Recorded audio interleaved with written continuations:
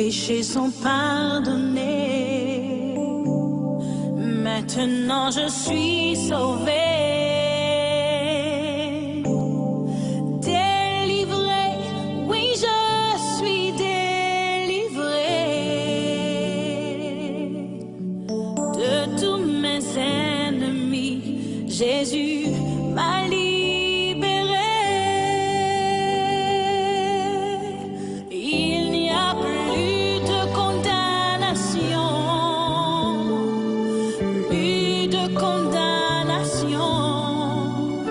Jésus-Christ a payé ma rançon.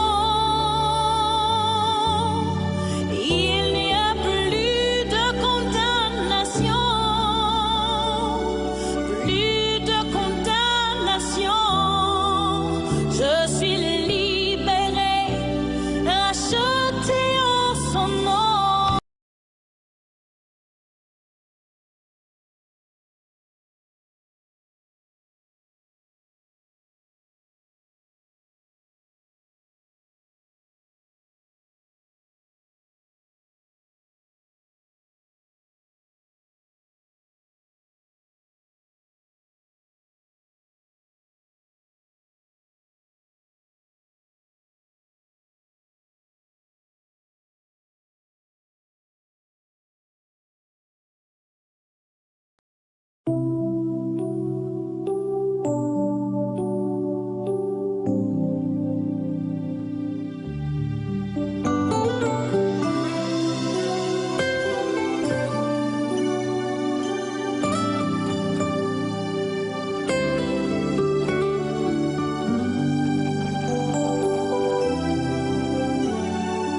Libérée, oui je suis libérée.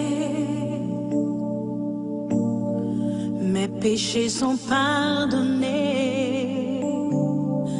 Maintenant je suis sauvée.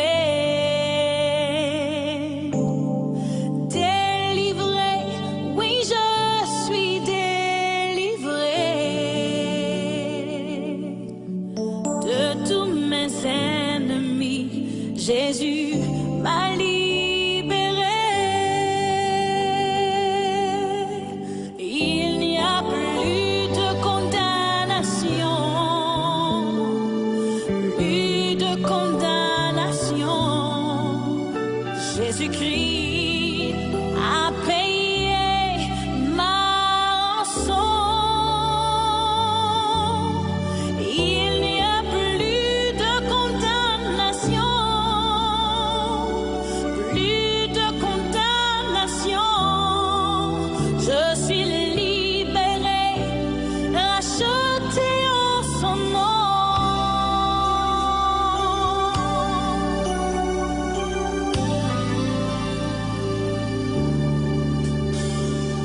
Justifiée, oui je suis justifiée. Ma culpabilité, Jésus l'a enlevée. Sanctifiée, oui je suis sanctifiée.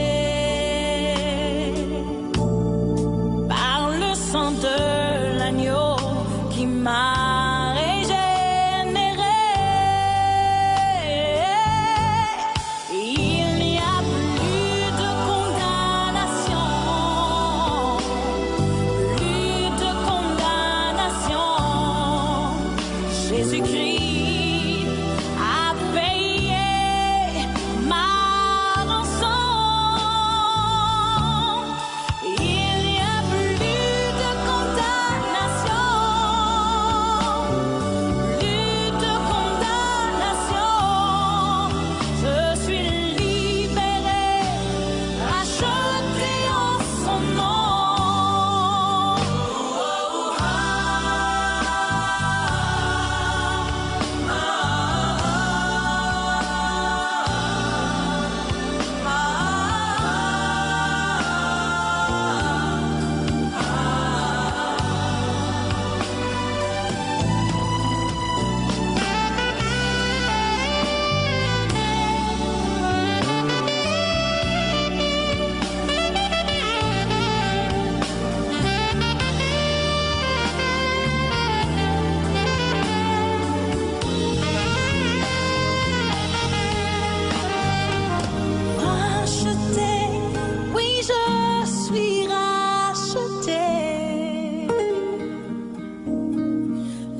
l'esclavage terminé,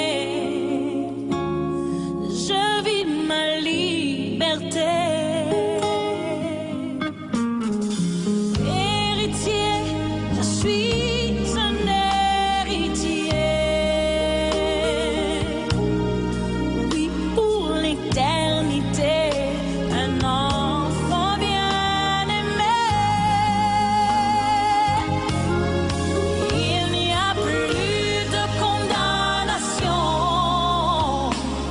plus de condamnation. Jésus-Christ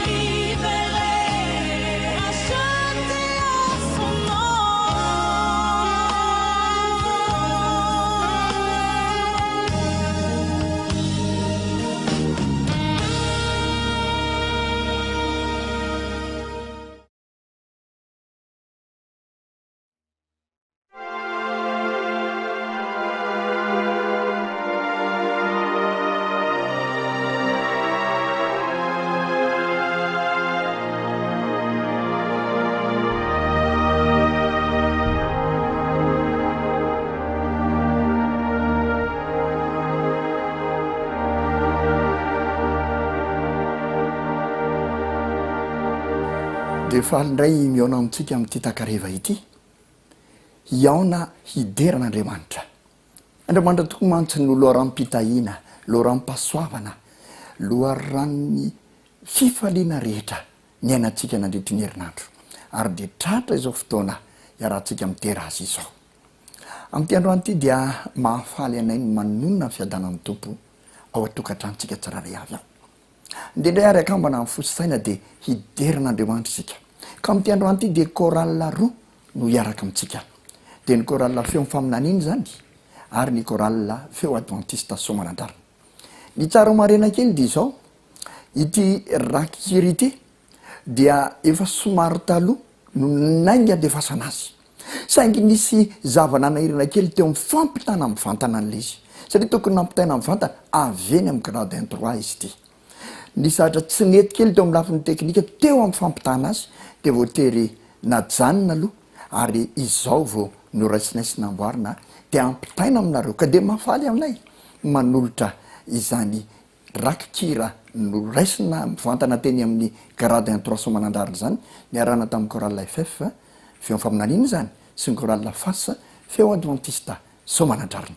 Koa melohan'ny andraisantsika azy ireo dia andeha andraindray ny ten'Andriamanitra isika dia anokatra izay voalaza ao amin'ny salamo faraika amin'ny 50 no ovakitsika. Marina moa fa dia salamo fifonana nataony Davidy izany tamin'izy nanao zavatra faran'izay raha tsy teo anatrean'Andriamanitra niaraka tamin'ny Batseba. Ka rehefa nifono Davida tena nangataka famelan-keloka marina, nibebaka marina, dia zao no nataony tery amin'ny 520 faharoa-20 mihitsy aza. Dia ozy izy amin'ny anaran'i Jesosy: ampidio amiko ny fifaliana amin'ny famonjenao Andriamanitra, ary toany fanamazoto aho. Dia ampianatra ny olon-diso ny lalanao aho, ary ny mpanota ampiverenina aminao. Davida mpanjaka zany, rehefa natsiaro fahotany dia nibebaka marina, dia nangataka mihitsy izy tamin'Andriamanitra: avereno Andriamanitra, ny fifaliako teo amin'ny fanomponanao talohany nanontako taminao. Ary izao rehefa miverina amiko zany dia zany ray no ampianatra ny olona manodidina miaratsa ny fahotana sy ny mahatsara ny miankina aminao. Ary eo amin'ny 5:20 dia zao mihitsy ny tompo sokafo ny molotro dia anambara fiderananao ny vavako.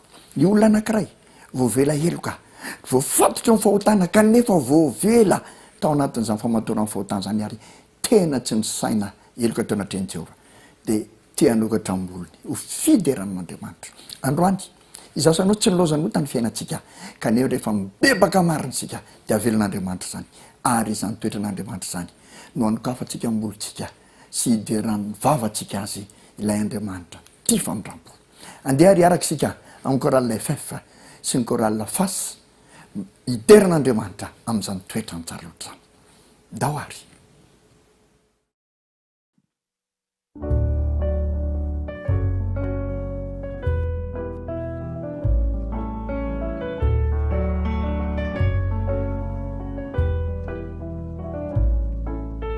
Sambatra tritrika izahay manana fana tenany iray fa Jesosy tomponay nanao hoe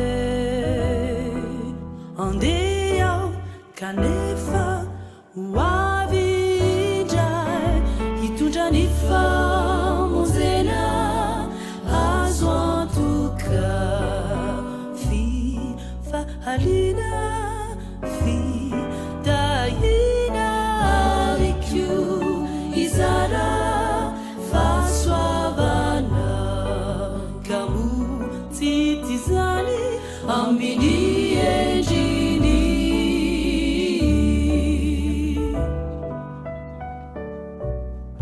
marobe mimahorety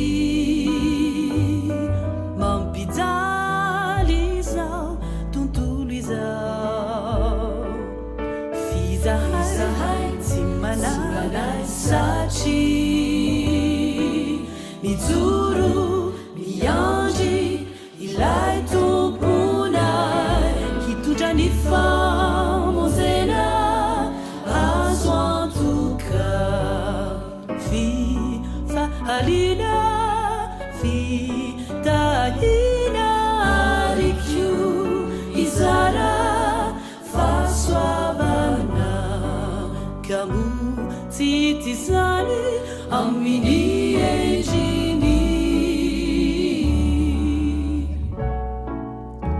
ary anao moavetsity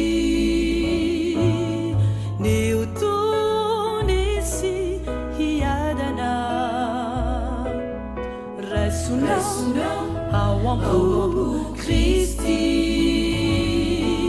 dia ho sambatrianao ka ho toanay zay miandry ny famonjena azo antoka fifahalina fitahina arikio izara fahasoavana kamo tsitizany amin'ny endrikay miandry ny famonjena azo antoka fifahalina fitahina sady manantena fahasoavana kamo tsitizany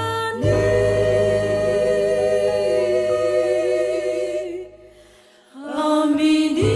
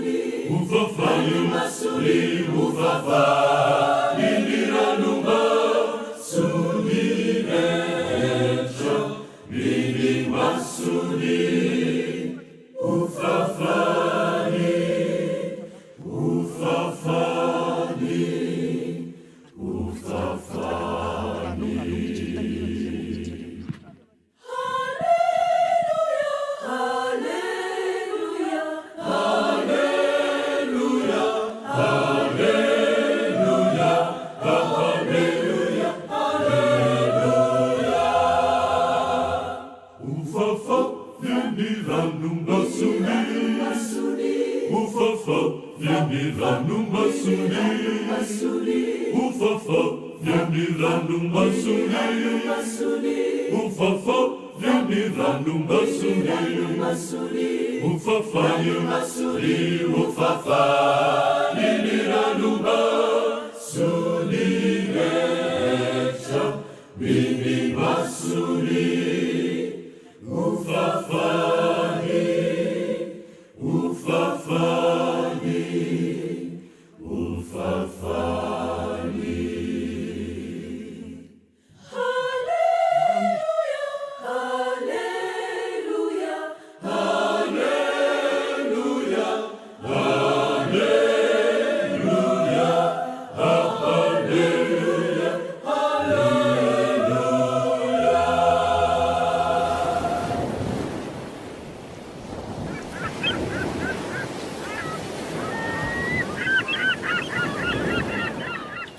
Misaotra ny feon'ny faminaniana isika ny amin'izany hira fiderana telo sosona nataony teo izany, ankasitrahana ny fanoloran-tenan'izy ireo ary Andriamanitra ny ampitombo ny talentany mba ahafahany midera azy mihoatra noho ny tamin'ny lasa zany. Ahita fifaliana koa n'izy ireo eo am-panompoana an'Andriamanitra. Ao amin'ny Salamo 140 ka ny 9 dia misy izao teny izao izay nosoratany Davida mpanjaka, ilay namorona hira marobe ao amin'ny Baiboly. Salamo 140 ka ny 9 ovaka itsika amin'ny anaran'i Jesosy Tompony. Ary nanisy firam-baovao teo am-bavako izy dia fiderana an'Andriamanitsika. Maro no hahita sy atahotra ary atoky an Jehova.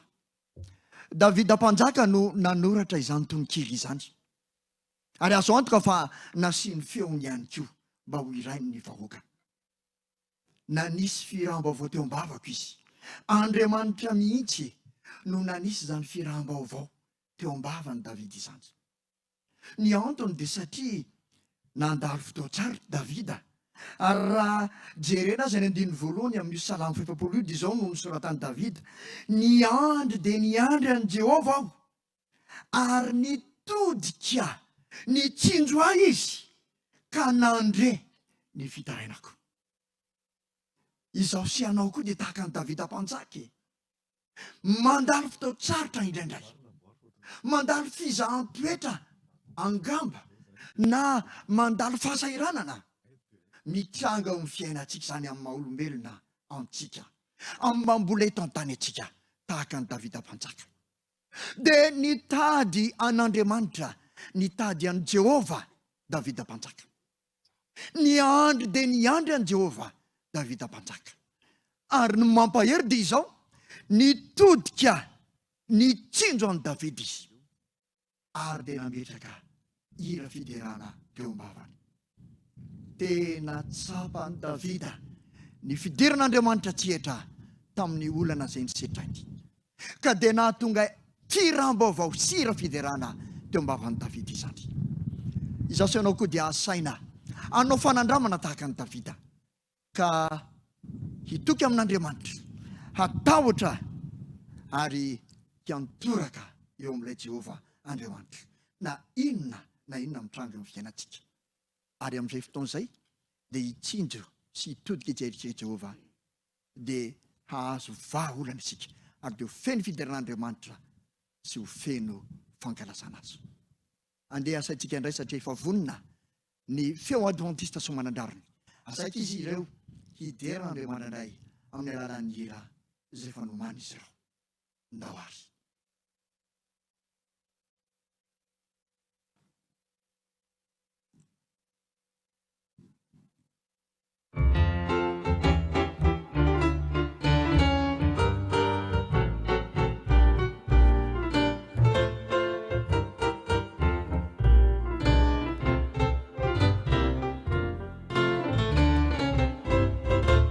Fiderana trani masana tra, fa Jehova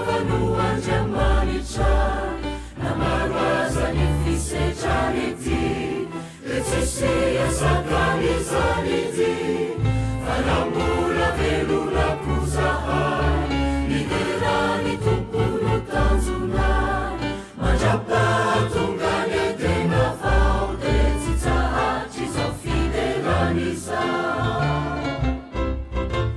fidelana chani masana chai fa Jehova no andriamany tray namaraza ny fisetrany ity de tsisy asakany izany ity fa raha mbola velonako zahay idelany tompono tanjonay mandrapahatonga ny tena vao de tsy tsahatry zao fidelany izay ka manasanao le fiangolanao handeha idelany tompo ka aokatsy menatranandrape meteza uvonokanompo sarovefa mandrakizayane efa mindrapony amitsika ka ny fidelana no akorena hameno ny fiainatsika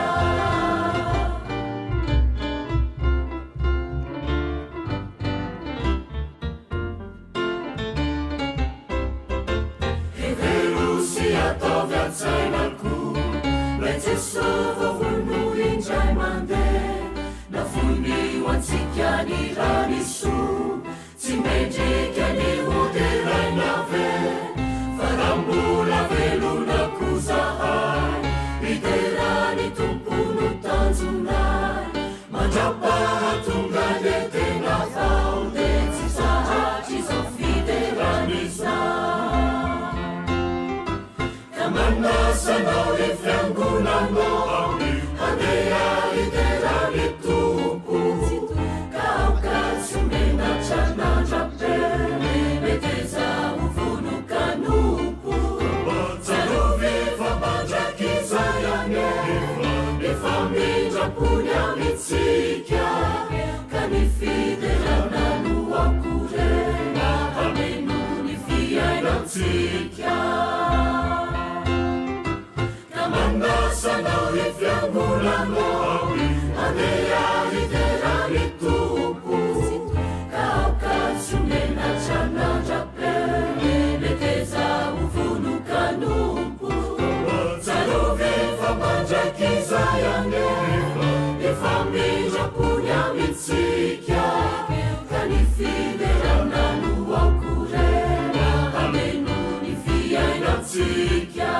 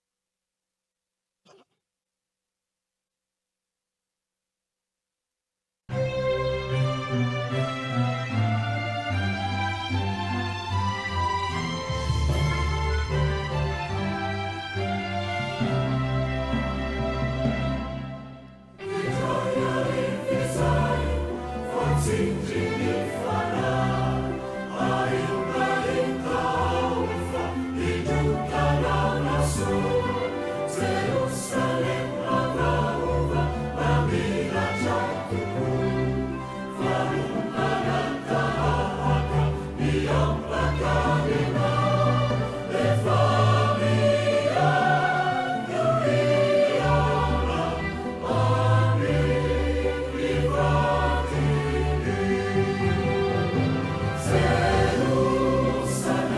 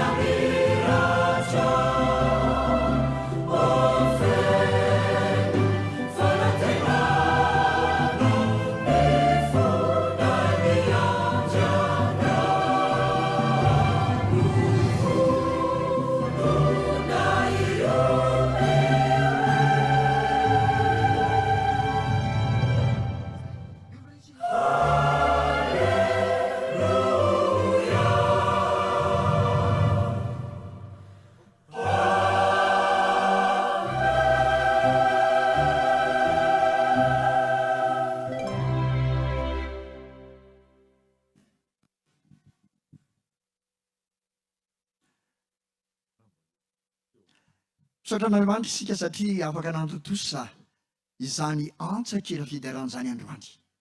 Niarahana tamin'ny antoko-pihira feo faminaniana sy ny feo adventista somanandariny izay nihira farany teo. Samy maniry sika ny amin'izany Jerosalema izany, ilay tanàna masina izay ipetrahantsika. Alohan'ny isarantsika dia andeha hamaky ny Apokalipsy 5:5 isika. Apokalipsy 5:5 izay mivaky toy izao amin'ny anaran'i Jesosy Tompo. Ary ny hira firam-baovao izy ka nanao hoe, ianao no miendrika aka ny boky sy hamaha ny tomboka sainy. Vavovony ianao ary ny ranao no nanavotana ho an'Andriamanitra olona avy amin'ny fonkom-pirenena rehetra sy ny samy efa-fiteny sy ny olona ary ny firenena rehetra. Voavono Kristy mba hamahana ny olana rehetra ho an'ny taranak'olombelona. Ka dia ny hira firam-baovao ny vovonjy rehetra. Ary izany ny fanantenanao antsika eo amin'ny lanitra sy tany vaovao izay honenantsika dia firam-baovao mbola tsy nisy toy izany no hirantsika menakavy. Mba maniry ve ianao niaraka hira izany firam-baovao izany amin'izay fotoana izay? Mandehany zatsisy, mitokia amin'Andriamanitra, miara aminy, mankatoava azy, ary ataovy rery ianao sy atao filamatra ao ny miaraka amin'ny isan'andro. Amin'izay fotoana izay dia hiaraka hira firam-baovao eo amin'ny ranomasina fitarantsika rehetra. Samy ho tain'Andriamanitra isika ary samy mandary sabata mahafinaritra amin'ity fotoana izay iarahantsika ity.